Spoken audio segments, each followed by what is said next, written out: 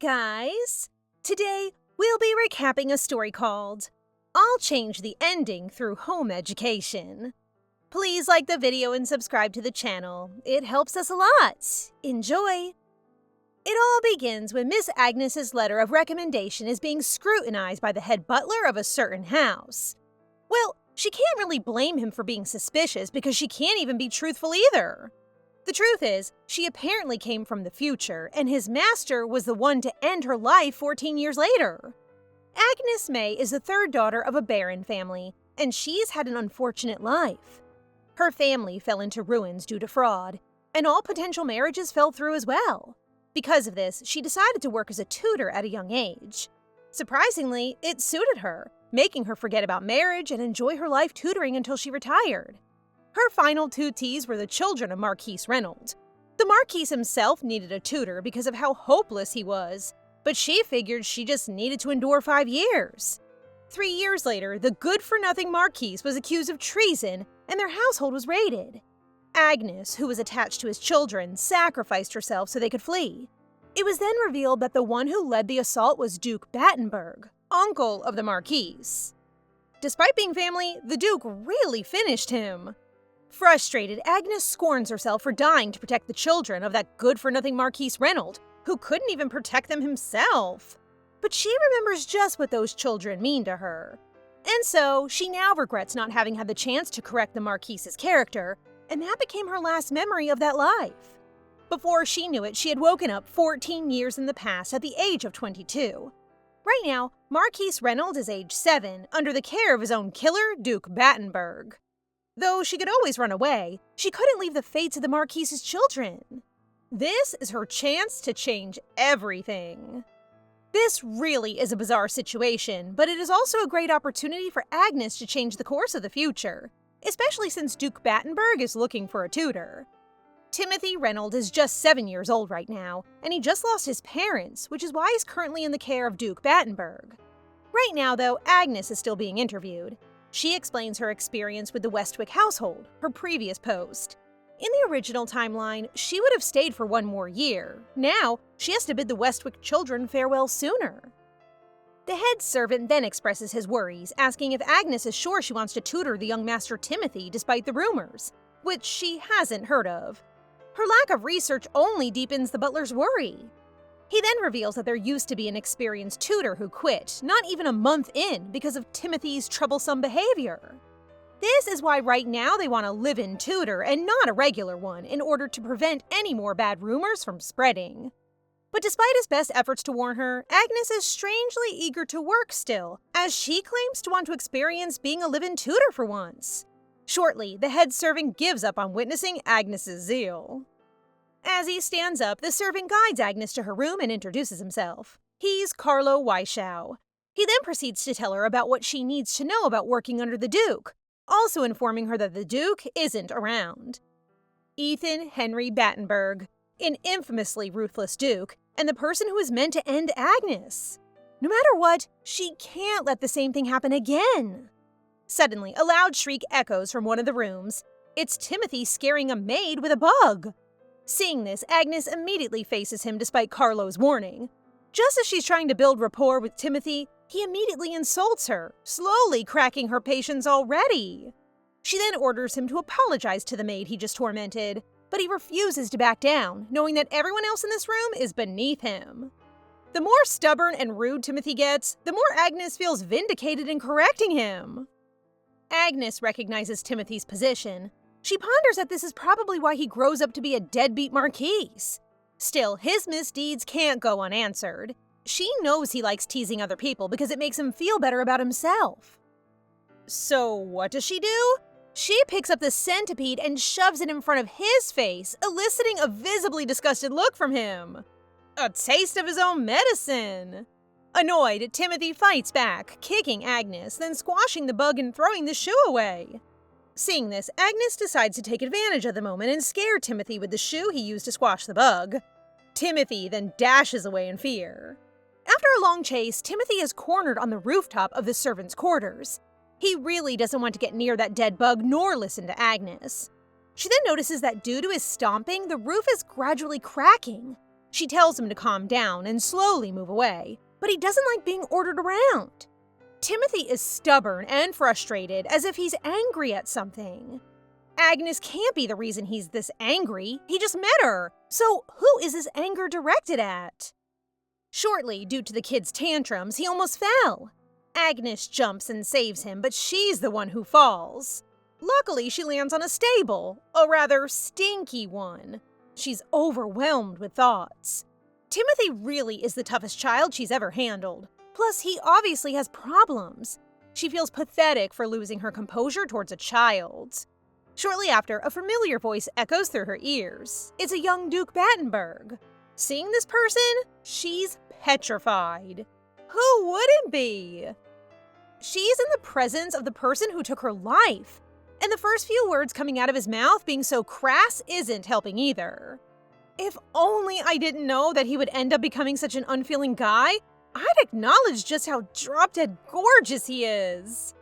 Agnes can't even begin to believe his insensitivity towards someone who just fell. But due to her contempt toward him, instead of cowering further, she bluntly and boldly lectures him on how he should act in front of a lady in distress. Ethan is unfazed. He has no reason to help her at all. But Agnes still insists on lecturing him, saying that doing the right thing is necessary.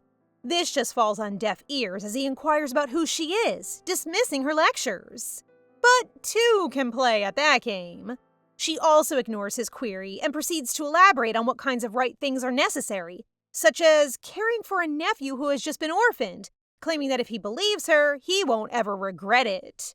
Before long, Carlo and Timothy frantically arrive to check on Agnes, but upon seeing the Duke, they promptly stand up straight. Witnessing how Timothy gets intimidated by Ethan soon after he sees him, no wonder there's a rift in their relationship. She then boldly grabs the Duke's hand and asks to introduce themselves. In panic, Carlo asks the Duke if he should fire her, to which he disallows, saying he wants to see how long she'll last after claiming he will not regret it later. After he leaves, Agnes immediately kneels in exhaustion. She really thought she was going to die for a second time. Timothy then rushes toward her and worriedly asks if she's okay. Well, at least she got to see this side of him. Later that night, Agnes recalls everything that happened and feels positive about her progress, since she has now encountered the two key factors causing her death: a spoiled brat and an insensitive uncle. Still, she is positive that the former will change. A few days later, the morning starts loudly as Timothy complains about how Agnes just drew on his face while he was asleep. Well, he did just release frogs in her chambers, apparently. She then uses this as an opportunity to lecture him using his own mindset. Works every time. He's slowly becoming embarrassed, realizing that some of his logic is flawed. Agnes then continues to play with his feelings to lecture him, and before he even realizes it, he's starting to warm up to her. Agnes continues to tease Timothy as a method of making him attend the lecture, and it's not long before she realizes she's actually grown quite attached to him. She has told him to have his recess, and she's got about an hour until the lecture continues. In that time, she's got to do something. It's already been 10 days since she started, and she has learned a lot about Timothy. She admits that he's not exactly very easy to handle, but she's optimistic that eventually he's going to open up. Right now, she's bothering a servant named Johann, the Duke's direct servant. Why is she here? Well, Timothy is not the only student she has. She has two, and the other one is Duke Ethan. But no matter how stubborn she is, Johann is never going to let her in. He's also visibly tired and irritated with her stubbornness. Suddenly, Ethan asks her to enter, leaving Johann exasperated and confused as to why the Duke would ever let her in. There's also another thing Agnes has learned in these 10 days. Ethan doesn't care about Timothy at all. When she finally enters the room, she presents a paper with Timothy's handwriting on it to Ethan. She suggests to him that he pay more attention to Timothy, but he always passes this responsibility to Carlo. Gosh, in terms of emotional intelligence, the Duke is even worse than Timothy. Cold and immature. Ethan insists that he's doing everything he can to raise the child, and if that's not enough, perhaps he'll just give Timothy up for adoption. Hearing this, she thinks that he's really hopeless.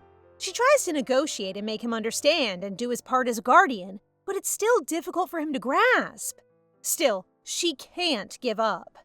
Johann can't help but be mesmerized by Ethan's immaculate presence despite his cold personality. Bothered, The Duke asks why he's staring so much, to which Johann nervously apologizes and expresses his curiosity about what the Duke and Agnes were talking about. The root of this curiosity is Agnes's boldness in speaking to the Duke, unlike any other servant.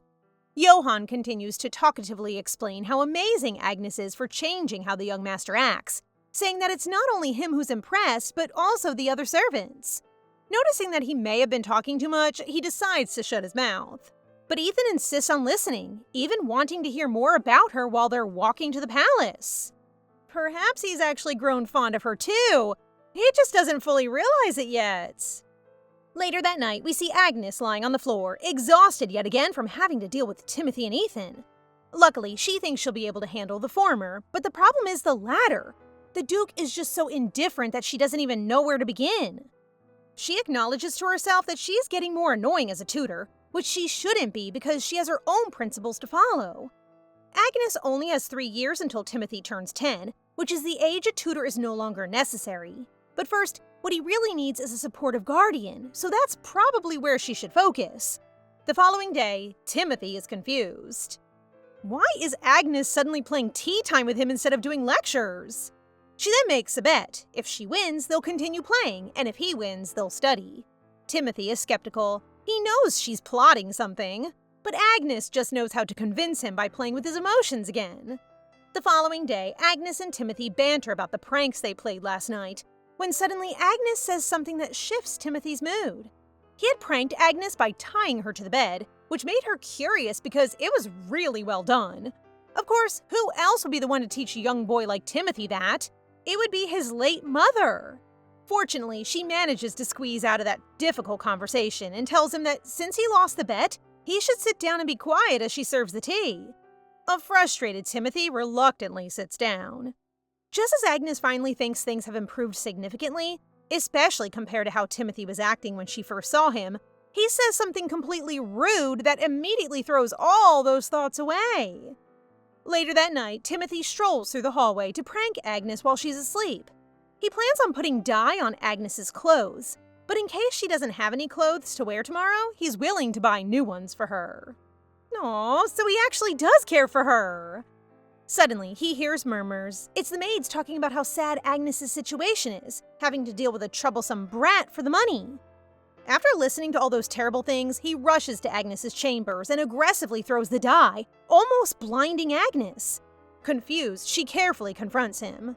Timothy cries, expressing how Agnes is the same as all the rest of the adults. She's just in it for the money, since dealing with a troublesome kid like him would pay handsomely. How cruel! Who would tell him this, she thought? She did say that, but it was only to keep things vague. He cries his heart out. He's right. Everything is just about doing things for their own benefit and not actually caring for him. He continuously tells her to go away, but deep inside he genuinely wants her to care for him. If he really did want her to go away, he wouldn't be tightly holding her right now. Agnes embraces Timothy. She explains that if she really didn't want to take care of him, she would have gone somewhere else, but she expresses how much she's grown attached to him. Hearing this, Timothy can't help but reciprocate the hug. But the dye that Timothy threw is just too strong. She hasn't gotten any proper rest and feels like she's going to faint any second. Of all times, it's when Timothy finally opens up. Just as she finally begins to lose consciousness, she sees Ethan, which confuses her before she falls. Luckily, the Duke catches her. Agnes dreams about when other people told her to stop caring for her parents, but it's not that simple. Unlike her sisters, who are only making excuses, she's the only one responsible enough to actually do it. She also dreams about the words the old Marquis told her and how he neglects his children. This is why Ethan's words felt so familiar to her. She's heard this before from Timothy's mouth in her previous life. As she regains consciousness, she's confused about where she is. Her confusion deepens when she hears Ethan's voice. He explains that she won't go blind, and the rashes she acquired won't last long if treated. In disbelief, she asks why he's here, to which he explains that what Timothy did is his responsibility. He also tells her that she's allowed to resign, given what just transpired. She's not budging, though, making Ethan wonder why she goes to such lengths. No one would understand. Even if she tells the truth, it would seem like a joke. While she's deep in thought, Ethan suddenly grabs her chin and takes a closer look at her wounds. Glad that everything seems fine, he tells her to rest more before he takes his leave, leaving her dumbfounded. Later, elsewhere, the Duke is sparring with his brother, the Crown Prince of the Mayor Empire, Tristan. Ethan seems to be spacing out, which catches Tristan's attention, but once Ethan regains his consciousness, he disarms Tristan. Tristan tells Ethan to pick up the sword he just dropped, to which Ethan responds that he'll pretend to hold back if Tristan wants him to, but Tristan declines because that would make their spar meaningless. Shortly after, a girl comes running. She's Dahlia Martinez, Tristan's cousin. She expresses how glad she is to see Ethan coming around more often, but it seems this girl is really into him, while the same can't be said for Ethan, whose response only creates awkwardness in the atmosphere. Tristan quickly ends this cringeworthy scene and tells her that he and Ethan need to discuss something, leaving a disheartened Dahlia behind. As they walk through the hallways, Tristan vouches for Dahlia, but Ethan really isn't the least bit interested in her. He's not even interested in having an heir. If possible, he'd be glad to just grow old and die. Tristan then asks about his nephew, to which Ethan responds that he's doing well. Tristan then jokes that Dahlia would make a wonderful mother to Timothy, but this doesn't amuse Ethan at all. Ethan had thought of marrying before, but his perspective changed because of what happened to his sister, Greta Battenberg. She was a role model to him, cheerful, and the one who taught him swordsmanship. Eventually, they joined the Royal Guard. Though it's hard for Ethan to admit, his sister was really admirable, but this changed when she met Marquise Reynolds. She fell in love, got married, and Ethan never got to see her again until 8 years later, when she was lying inside a coffin. This was also the first time he met Timothy. The reason he took Timothy in wasn't out of sympathy. It was because he wanted to protect what Timothy rightfully earned. Greta's death wasn't just an accident. There has to be a culprit, and this way, he'll find out who it is. As the Duke is deep in thought, Agnes barges in and tries to convince him that since she's been told to rest and poor Timothy would have to be alone for a while, she asks Ethan to have dinner with Timothy at least.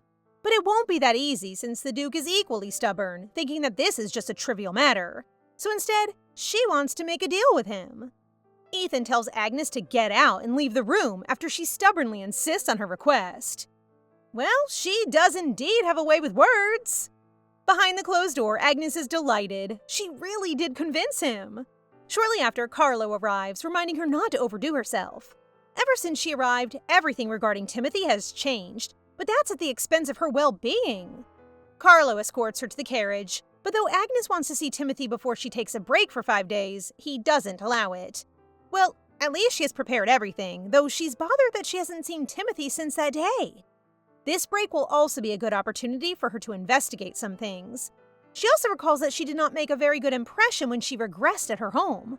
Previously, her last memory was from 14 years later, and now she's back at 14 years before that point. She doesn't even remember the feeling of being 22 because she got preoccupied with work.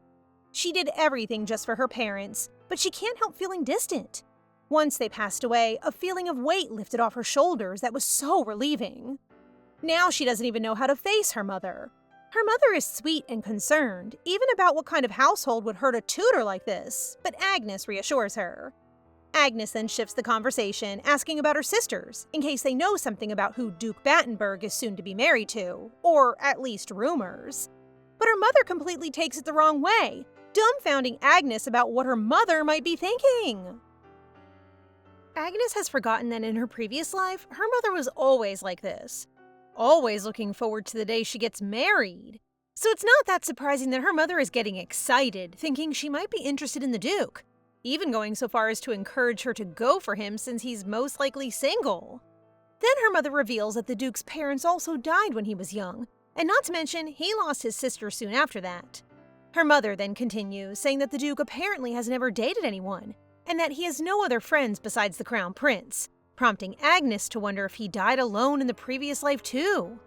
This is actually bad. How can Timothy have a stable and healthy family if Ethan continues to be like this? Well, it's not surprising though. Agnes always struck him as that type of person. Agnes's mother then jests, saying that perhaps the reason why she never paid attention to any man is because her type is someone like the Duke. But she shuts down the idea. Out of all the people fawning over him, there's no way she'd be the one. Hearing this, her mother apologizes, probably for giving her such a tough life. But Agnes dismisses it and proceeds to head to her room. Right now, she has no time to think about herself. She needs to focus on Timothy's future. That night, Timothy can't help but feel anxious over dinner. He's currently eating with his uncle, which is surely Agnes's doing. He had wished for Agnes not to leave, but he was so stubborn and didn't want to see her because he was embarrassed for crying. Now he regrets not even getting the chance to say goodbye to her. At present, he doesn't even know how to feel about the situation.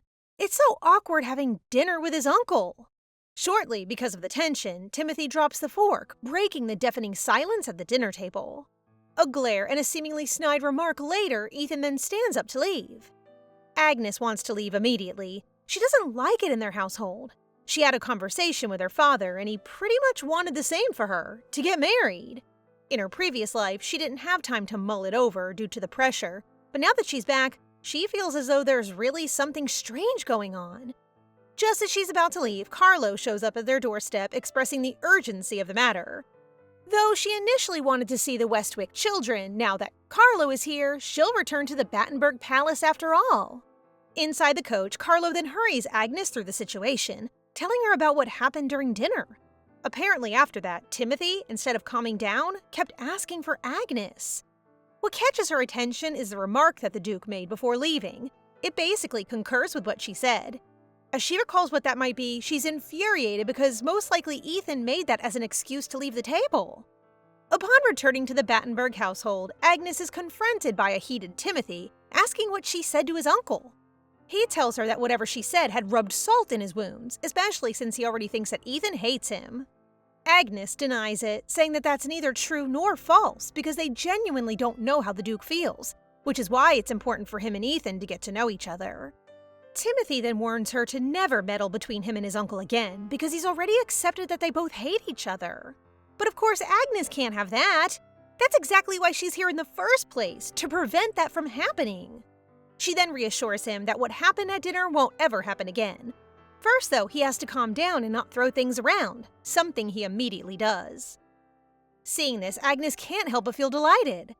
Moments later, Agnes carries a resisting Timothy, regretting how she became complacent just because he finally opened up. As a result, he's becoming more wary of her. She's currently carrying him to his bedroom because apparently, he's not getting proper sleep. After convincing him to sleep early, she then decides to head back and clean her room. Agnes finds it hard to believe that she has to sympathize with one of the people responsible for her death. Right now, Timothy is so eager to grow up, not realizing that if his mind doesn't mature, no one will respect him. His adult version is not far from that either. He only ever became an adult when, at 15, he impregnated someone, had twins, and was banished from the Reynold Marquisate. This is when it dawns on Agnes that Timothy also has to end up with his fiancé from the previous life for the twins to be born. This is becoming more of a hassle than she anticipated. After cleaning, she recites everything she needs to do, starting with fixing Timothy's relationship with his uncle. How is she going to do that? Second is to help him find friends, which is a difficult task in itself. Third is to find his fiancé, whom she can't even recall. Last is to deal with the future rebellion, but she doesn't even know where to begin with that. Yeah, this isn't going to be easy. The following day, Agnes ponders telling Ethan everything she knows, but thankfully, she comes to her senses because she'd surely be kicked out for being crazy. As she looks over to the meticulous Timothy, she can't help but be impressed by his skill in reading. But she must have stared too much because now Timothy then tells her to leave for gawking. As she steps out, she encounters Carlo, whom she informs that it's important for the Duke to be on good terms with Timothy for his development. But Carlo finds this to be a difficult task. Soon after, Ethan and Tristan arrive, and Agnes immediately heads to greet them so that she can discuss something with the Duke. But upon seeing Agnes, Tristan then becomes curious and wishes to meet her. Tristan can't believe that in the 10 years he has constantly visited the Battenberg household, Ethan never even took the initiative to introduce him to a new employee of his. Seeing this, Agnes doesn't even know whether she should greet the Crown Prince. Surely she has to, right? But before she can even make the move, Tristan introduces himself first. Shortly after, Ethan orders Agnes to wait in the study room so they can talk about the matter, to which, unsurprisingly, Tristan wants to join in on. Ethan discourages this, thinking Tristan has more important matters to attend to, but Tristan immediately responds, "What could be more important than Timothy?" Hearing this, Agnes feels delighted. The Crown Prince is surprisingly decent compared to a certain someone. Shortly, she explains her desire to have Ethan attend one of Timothy's lessons to improve their relationship. but he feels this kind of thing is unimportant. She gets frustrated, telling him to put some effort into it, even going as far as telling him to lie if it means getting along with Timothy. For someone he employed, Agnes sure asks a lot. Then again, Agnes rebuts that that's exactly her job. She's being paid to look after Timothy, so she wants what's best for him. After that, she promptly leaves, dashing away even faster when she hears Tristan wanting to talk more. She arrives at Timothy's room looking all red and out of breath. A confused Timothy then mocks her for being unfit. She responds by saying it's because she's older and taller, which he takes as an insult. He then declares that he will soon surpass her in height, something Agnes agrees to. But hearing this, Timothy can't help but wonder why her words are always so kind.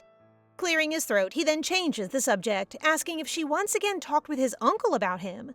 But Agnes's silence is already an answer. Furious, he asks her to stop putting in a good word with his uncle about him. But is that really what he wants? If it is, then Agnes will gladly obey and change her approach if it means making Timothy happy. After a brief silence, Timothy just lets Agnes do whatever she pleases. Timothy hates his uncle. The earliest memory he has of his mother is when she used to write letters to his uncle, praising him and all. But when he finally got to meet Ethan, he didn't even bat an eye. Even if he knows that his uncle dislikes him, a little bit of attention wouldn't have hurt, right? At present, Agnes tells a gloomy Timothy to leave the rest to her. He just needs to trust her. Meanwhile, Tristan is having a great time cracking up. Finally, he's met someone who doesn't cower in Ethan's presence. He asks for her name, but Ethan really doesn't want to tell him at all. But Ethan should know that Tristan can be very persuasive, and after a while, he finally gets a slip of lip. With a sigh, Ethan reveals her name, saying that the only reason he ever got to know more about her is because she's persistent when it comes to reporting about Timothy's progress. Hearing this, Tristan bursts out laughing, amused at Agnes's antics. When Ethan tells him about the first time they met, Tristan can barely contain his laughter. For some reason, though, an unfamiliar feeling stirs within Ethan. Why is Tristan's interest in Agnes souring his mood? But not long after, tension between the two rises when Tristan shifts the topic to Greta's passing. He had a hunch that it wasn't an accident. He played dumb so that Ethan could continue his investigation, but since there's no progress, he can't help but wonder. Ethan responds dryly, saying that there's no need to worry because they have an advantage. They have Timothy after all. Tristan isn't surprised. No wonder Agnes glares at him so much. He treats his own nephew as leverage. Finally, Tristan turns to leave, but not before expressing that he expects Ethan's presence at the royal ball. Just as he's by the door, he then adds that he finds Agnes cute. It's almost the end of their session, and Agnes is impressed upon checking Timothy's work. Timothy is a genius. He can comprehend things he just recently learned. She praises him, and naturally, it boosts his ego. He even remarks that the lessons are just child's play. As if he's not a child himself. Curious, Agnes wonders who taught Timothy all this, to which he sadly responds that it was his father. He continues, saying that his father was weak, just like Agnes, and that his mother would always poke fun at him for being like that. Empathizing with him, Agnes tries to cheer him up, remarking that she doesn't think his father's weak, it's just that his mother was ridiculously strong. Changing the topic, he asks when the class would be over because it's boring him, a comment that hurts Agnes. As revenge, Agnes then remarks that she'll give homework. This upsets Timothy, saying that she's being childish joking like that. Well, adults can be childish too, can't they? For the life of him, Agnes really confuses Timothy. In the end, he playfully ends their time together, dashing away from their lessons. That's it for Agnes. Class dismissed for her first student. Now she has to lock in again because it's time for the second student's lesson. Agnes arrives at the doors of a study where Johann welcomes her to. Apparently, the Duke has finally given her access there. She enters and announces her arrival, but there seems to be no one around. Then again, not being treated like an insignificant creature and not having to put up a facade as soon as she enters the room is kinda nice, though. With a sigh, she moves to sit on a strangely bulky couch, but to her fright, it suddenly moves, revealing a sleeping Duke. He was probably so busy that he took a nap here. Recovering from the scare, she proceeds to lecture him about sleep, something he immediately dismisses. She continues, saying that he should listen for a change because it's only for his own good. In truth, Agnes worries about Ethan's health, but it doesn't help that he dismisses her concern. He turns to leave, but she grabs him, pushing him back down to be seated. To her surprise, he barely had any strength to stabilize himself. making her wonder how long it's been since he last had sleep. Sheepishly, he admits that it's been a couple of days ago. Honestly, if he continues such bad sleeping habits, he might just die early, a remark that Ethan perceives as her cursing him. She explains that Ethan has to grow up healthy to be a proper guide to Timothy. She even insinuates that he should find a partner to help him. Ethan catches on to what she's saying and cuts her off, saying that he's not planning on ever marrying. This leaves Agnes at a loss for words because, well, what can she even retort when even she hasn't been married in her previous life? Out of options, she decides to convince him to continue his nap, leaving him in the study, promising to guard the door so no one will disturb him. But as soon as she steps out, she finds the Crown Prince just outside the door. She quickly greets him, but he insists that she doesn't need to be so formal. Turns out Tristan snuck out from the palace. In her previous life, there were rumors about him, that his ascension as emperor would result in a catastrophe, but in the end, he was just quiet. Agnes then makes a bold request to the Crown Prince, asking if it's okay for him to visit later to let Ethan sleep. She admits that Ethan barely sleeps, so she's trying to make him rest. Hearing this, Tristan is amused and asks Agnes to accompany him. Outside, he inquires about Timothy, but Agnes can't really disclose much, prompting Tristan to ask if she's still in the process of persuading Ethan to mend their relationship. Tristan sympathizes with how difficult it must be to fix the relationship between the two. Straightforwardly, she asks if he thinks what she's doing is pointless, to which Tristan affirms. Agnes doesn't like Tristan's brutally honest response. Still, she reasons with him, saying that Timothy needs Ethan since he lost his parents. Tristan, though, responds that Ethan also just lost his sister. The bottom line is that they both lost something, and Ethan isn't capable of giving Timothy what he needs. Even if Ethan changed his perception, who he is will never change. Tristan expresses that the only thing that's important right now is to give Timothy a stable environment to grow up in, something Agnes agrees with. That's why she suggested Ethan should marry, but he refused. Hearing that piqued Tristan's interest even more, prompting him to ask if she also wants to marry someone, aka Ethan. Realizing this, Agnes hastily declines. Out of nowhere, he asks if she could be his partner at the ball. You see, if Agnes goes, then Ethan will surely go too. Tristan has also been wanting to get Ethan together with his cousin, so it's important for him to show up. The following day, Timothy is in disbelief to learn that Agnes will be with the Crown Prince. Agnes, however, recalls her ex-fiancé. She once dreamed of going to the ball with him, but the fact that she can't remember his face probably meant it wasn't that serious. Snapping back to reality, she notices Timothy disheartened. He expresses that he doesn't want her to go, but she emphasizes how important it is to gather with friends. However, Timothy feels indifferent about friends. He then adorably threatens her. If she goes, he'll do anything and everything to intervene. Agnes is actually worried about what Timothy might do, but she quickly shifts the conversation to continue with their lesson. Meanwhile, it's already past 3 and Ethan wonders why Agnes hasn't come to report to him, as apparently he has been waiting for her. He admits that she can be noisy, but he has actually grown fond of it. She's an interesting character who's desperate to do something, even if it doesn't serve her in any way. Though he continues to have her around, he doesn't even intend to listen, rather he just finds it amusing. Back then, he also had this conversation with Tristan, and yes, Ethan admits that Agnes is just a form of amusement to him. Tristan found it a relief though, stating that he wouldn't want to fight with him over a woman.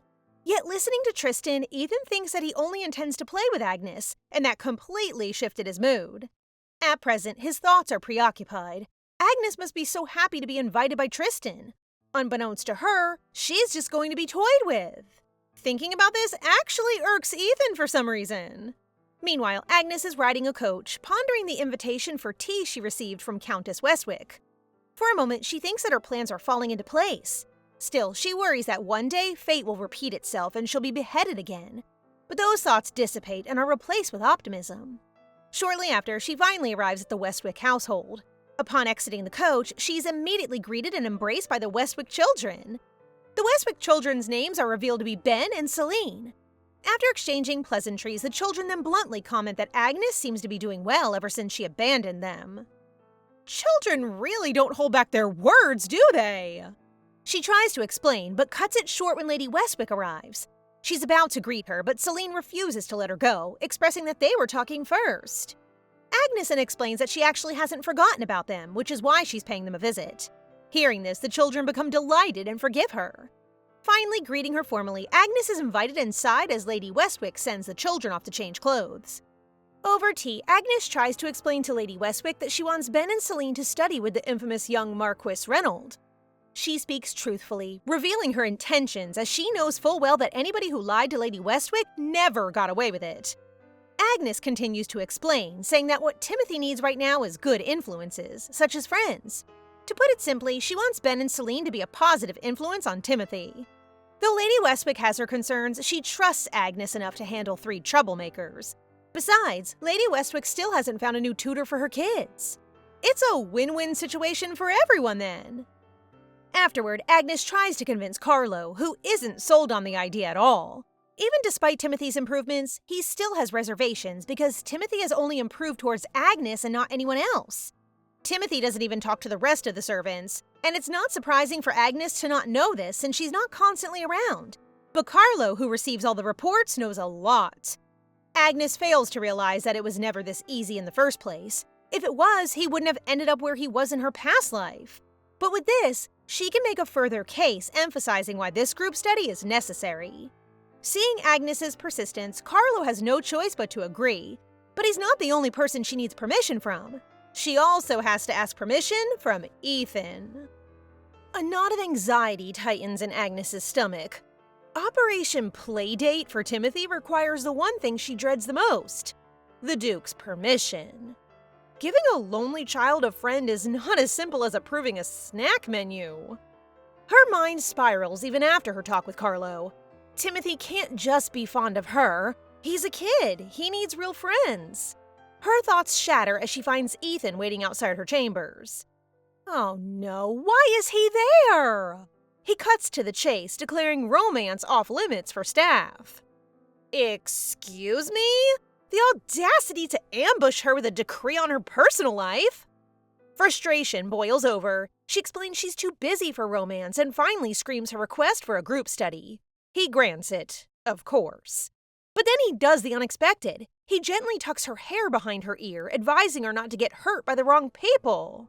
Ho ho ho! So you were worried! Flustered, Agnes flees, her heart racing. For days, she avoids him, her mind in a whirlwind. Her priority is Timothy, so why can't she forget the Duke's unexpected softness? Nope. It was just a fleeting moment. Right, Agnes? Right? The long-awaited day has finally arrived at the ducal residence, one that buzzes with uncertain energy that promises change. And most probably the worst day for Timothy. The moment Madame Westwick drops off Celine and Ben, Timothy's small frame goes rigid with disbelief. He immediately demands to know what is happening, his voice a mixture of confusion and betrayal. Agnes does her best to explain that learning to befriend others is a vital part of his education, a crucial lesson for any young noble. He, however, does not seem to think so, his expression closing off like a slamming door. Poor kiddo, his world has been so small and he only wants Agnes in it. But that can't be. She's his tutor, not his entire universe. As cute as it is, he cannot be limited to just one person forever. Agnes cannot stand to see him stay lonely like before. The goal is for him to simply learn how to exist alongside others without walls, unlike a certain uncle of his. Just as the tension threatens to erupt into a full-blown argument, the two visiting children step forward, instinctively positioning themselves to protect Agnes from Timothy's glare. This, of course, only fuels his disdain, sparking a visible jealousy at their easy closeness with her. What was supposed to be a pleasant introduction for the group lessons instantly morphs into a fierce rivalry for Agnes's attention.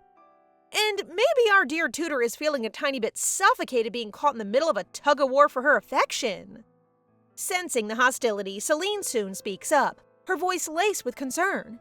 She suggests that perhaps Agnes should just come back to teach them, clearly put off by Timothy's harsh treatment.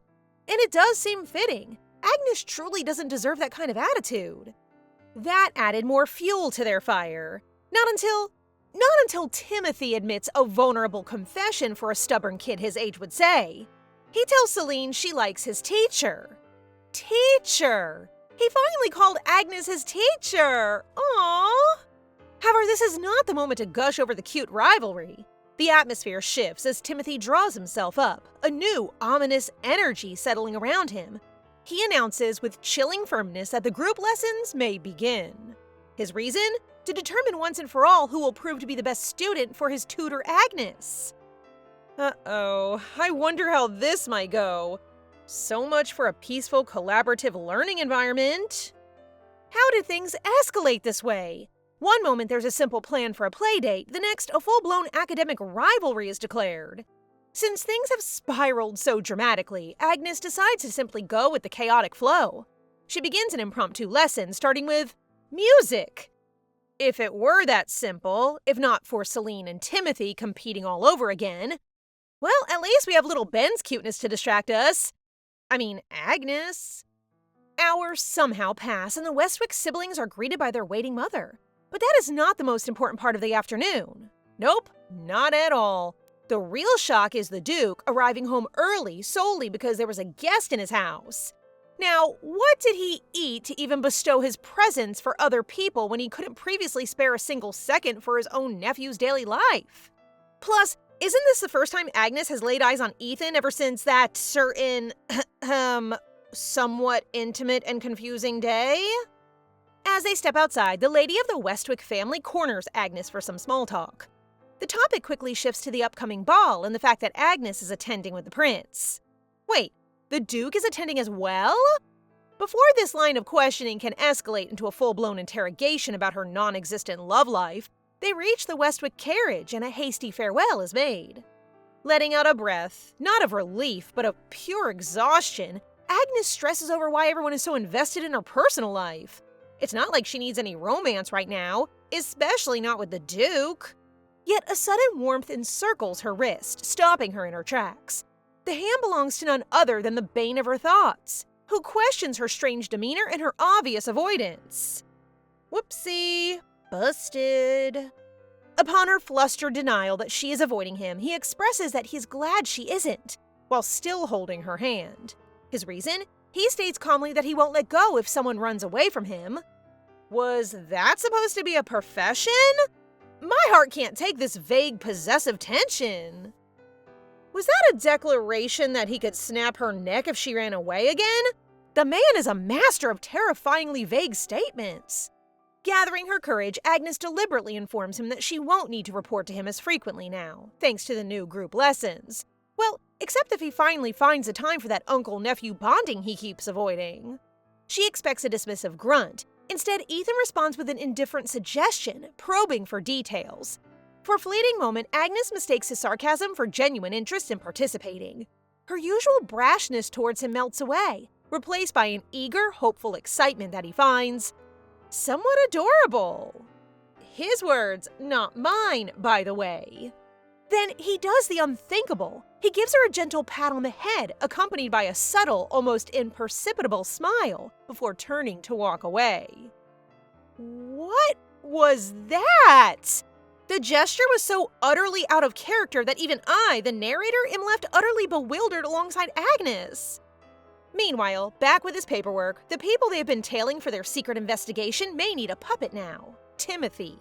With some light nagging from Carlo, the old butler couldn't help but change the topic to horseback riding. What prompted his grace to suggest such a thing when he has never taken the initiative before? Is it truly just Agnes's persistence paying off? Yet Carlo suspects it's something deeper, something far more profound than a sense of duty. Perhaps their dear tutor is far too special to the Duke than any other employee. The plot thickens. Once alone, Ethan's thoughts drift back to the woman who constantly challenges him. He admits she is undeniably useful. Then his mind ventures into dangerous territory. He finds her attractive. He recalls the warmth of her hand and the memory of her smile. But he forcefully stops himself, retreating from becoming a man he does not recognize. Yes, I mean, he's fighting a losing battle against becoming a total yearner. With newfound resolve and nothing better to do, he storms out of his office, commanding Johann to prepare the horses, including a suitable one for Timothy. Johann, ever the cheeky instigator, casually mentions Agnes and Timothy's activity for the day. Ding ding, dance practice. The Duke, of course, would not care about such trivial... Wait, why is he suddenly striding with a purpose in the exact direction Johann just mentioned? Agnes and Timothy stop dancing as the Duke enters the ballroom. The sight of Agnes in an elegant practice dress sends a sudden, undeniable flutter through Ethan's heart. And is that a blush? We see you. This triggers a memory of his sister Greta teasing a younger Ethan during training. She jokes about his sternness, wondering who could ever tolerate him. He retorts that if his brood of a sister found someone, so could he. So the man has a hidden romantic streak after all? Greta predicts that when he falls in love, he'll lose his mind. Ethan scoffs, but she insists he's too emotionally slow to even realize it. Because love? It's sudden but real. The younger Ethan simply writes off his elder sister as having gone completely crazy. The flashback vanishes, leaving a thoroughly confused Duke in the present. He is utterly bewildered as to why that specific memory resurfaced just now. The reason is simple, Your Grace. You are in LOVE. Meanwhile, Agnes coaxes a reluctant Timothy to greet his uncle. She realizes Ethan hasn't been ignoring the boy. He's just socially inept and responds to those who speak first. With encouragement, Timothy finally offers a quiet hello. Ethan acknowledges with a nod. Progress, but then immediately critiques Timothy's dancing. It's his first lesson! Offended, the tutor-student duo glares. The critique is especially rich coming from a man who never dances. Is he projecting? Taking it as a challenge, Ethan suddenly swoops in, his hand finding Agnes's waist to demonstrate. A jealous Timothy yanks Agnes back, demanding his uncle let go. As the two males engage in a silent tug-of-war, Agnes foresees a disastrous tumble. So she does the only sensible thing. She kicks the Duke. The momentum sends her stumbling. Her skirt tears as she deliberately rolls across the floor, landing in a heap and leaving both males in stunned silence. Agnes rests in bed after her fall, and Timothy and Ethan linger with worry. They urge her to stay and recover, and though she accepts their concern, she reminds Timothy that his training can continue without her. Timothy refuses, clearly avoiding time with his uncle. Ethan seems just as unwilling to stay, turning to leave. Before he exits, Agnes asks about their horseback lessons. Ethan responds with a chill tone and walks out. Timothy notices the sulking behavior behind his uncle's coldness, but since Agnes seems unaware, he keeps the truth to himself. The tension between them becomes painfully obvious to him alone. Agnes, confused by both of them, can't make sense of their behavior. In the days that follow, Timothy begins to change. The loud, impulsive boy becomes noticeably calmer and more mature. Agnes feels proud seeing his progress, until the moment his violin screeches through the room, disrupting the peace. It nearly shakes her soul. Still, she hides her reaction and praises both Timothy and Celine to keep their spirits high. Who is this kid, and where's our Timothy who usually doesn't leave without a fight?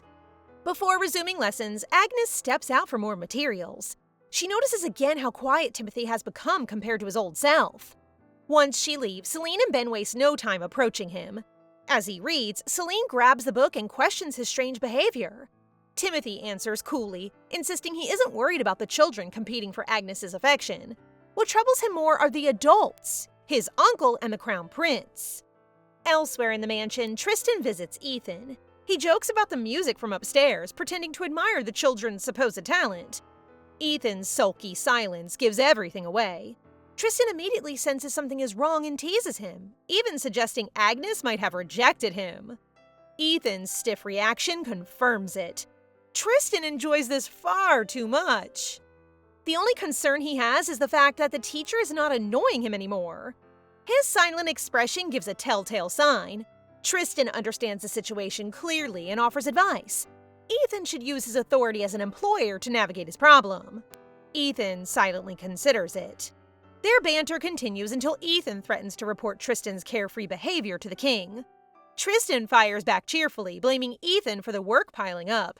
He heads out with a final tease, claiming he only came to see Agnes anyway, leaving his grace to freeze upon that statement. The crown prince soon spots Agnes and invites her to dinner. She politely refuses, citing her busy schedule with the children. The very children who are, at this very moment, poorly concealed behind a nearby pillar spying on the entire exchange. Their amateur sleuthing amuses the prince to no end. Taking his teasing up a notch, Tristan decides to walk with her back to the classroom. He fills the air with idle talk about the upcoming ball, but his royal senses are tingling. He can feel another presence trailing them. And no, it isn't just the trio of tiny, clumsy spies. It's also the Dukes. Yet Agnes can't shake a strange feeling as she meets the prince's gaze. They never crossed paths in her past life, so why do his deep red eyes seem to hold a profound unspoken yearning? It's a mystery wrapped in royal velvet. They exchange farewells, their goodbyes laced with a promise and a subtle understanding. One that might just involve saving his life from a potential future assassination attempt. Like it's just another ordinary day. Hours pass and classes end, but an unusual cloud of gloom hangs over the Westwick siblings. Unsure of what caused the sudden mood shift, Agnes is even more surprised when Celine and Ben insist on having a secret talk with Timothy. A secret without her. Not one to overanalyze a good thing, Agnes is simply thrilled the children are finally bonding. Her joy is momentarily interrupted by the distinct feeling of being watched. She glances up to find Ethan gazing down from his office window. She promptly gives him the cold shoulder, a silent payback for his insensitivity toward horseback riding. Meanwhile, the three children have forged a mighty alliance. They have come to a solemn conclusion. They must join forces to ensure no scheming adults, be it prince, duke, or otherwise, steals their precious teacher away from them. Mission 3 Musketeers has officially commenced. Let the adorable teacher-protecting games begin! Receiving an unexpected cold shoulder from Agnes leaves Ethan utterly surprised. So much so he becomes completely distracted, overanalyzing every interaction. His preoccupation is so severe that he accidentally accepts a dance invitation from Lady Dahlia for the royal ball. Tristan finds his best friend's distracted state highly amusing, thoroughly enjoying this new flustered side of the usually stoic Duke. Meanwhile, Carlo notes Ethan's new habit of leaving work early, coinciding with the end of Timothy's lessons. But Ethan is fixated on a different detail. Agnes has been reporting to the old butler instead of him. When he learns the royal family has sent her a gown for the ball and that Carlo has provided one as well, he makes a decision. He'll personally deliver his own chosen gift to her. He finds Agnes waiting for him, a rare and telling occurrence. Alone together, they discuss Timothy. Agnes cautiously brings up Greta's death, worried that horseback riding might traumatize the boy. Ethan disagrees, believing Timothy, like his mother, is braver than he appears. But Ethan's mind keeps circling back to one question. Why can't he stop thinking about Agnes? Rewinding through his memories, a realization begins to dawn on him. He presents her with a gown for the ball, but not the one from the royal family. It is his own personal choice. Later, at the Westwick residence, Timothy enjoys time with the siblings, but is troubled by a deep-seated insecurity. Seeing their close bond, he finally asks the question haunting him. Do they even need a teacher when they already have each other? His fear of being unworthy of love and happiness remains a quiet ache in his heart. Celine explains that they love Agnes because she's simply the best, and their mother taught them to always choose the best. It just so happens they now have to share this best teacher with Timothy, much to their chagrin. But for now, they declare a temporary truce. Their true enemy is the Crown Prince. They must do everything in their power to attend the ball and stop any potential romance from blooming. However, their scheming comes to an abrupt halt when Lady Westwick overhears everything. That's what happens when you plot loudly on the staircase, kids! Hearing their pleas and perhaps deciding supervised mischief is better than a child-led ambush, the lady reluctantly relents. She agrees to take them to the ball. On the day of the imperial ball, a flock of servants tends to Agnes. They change her into her gown, style her hair, and perform the whole enchilada of pre-ball preparations. But all Agnes can think about is how utterly overwhelming it all feels. Once the final touch is in place, she can't help but wish for the entire evening to be over, despite not having even left her room. As she finally steps out, she finds the Duke waiting, looking impossibly handsome in his formal attire. Her confusion only grows when he offers his hand, a clear sign he intends to escort her personally despite them being late. And did I mention they were wearing perfectly matching colors? Relationship goals? Or should I say, pre-relationship? Making idle talk to ease her visible nerves, Ethan offers a steadying presence. When Agnes begins to nervously berate herself, he cuts her off with a sincere compliment. He even calls her beautiful. Twice! The man is full of surprises tonight. Inside the carriage, Agnes is a mess. Not in her attire, but in her head. Her thoughts spiral over the Duke's simple yet earth-shattering compliment. She's so lost that Ethan has to snap her out of it, as if he weren't the one who caused this chaos. Then he does the unthinkable. He places his hand on her lips, gliding his thumb as if swiping something away. What was that? Flabbergasted, she calls him out for touching her without consent, and he apologizes. He actually apologized! This only stuns her more, proof that his usually flawless logic is now completely flawed. Arriving at the castle, Tristan greets them with Dahlia. Agnes can't hide her excitement at the prospect of the Duke finally dancing with a woman. After pleasantries, Ethan is strangely reluctant to leave her side with the prince, even declaring her a valuable member of his family.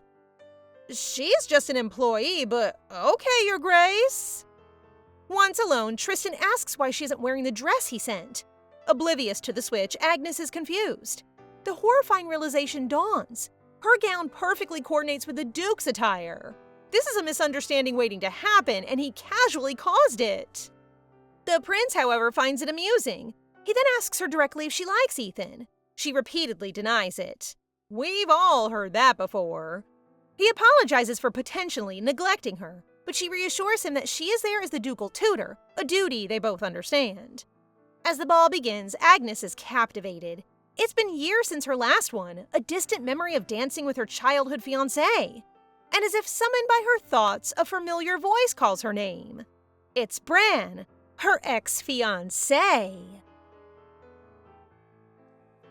And that's it for today, guys. What did you think? As always, don't forget to like the video and comment for the next part so we know you want more. Remember to subscribe and turn on notifications for updates. See you in the next one!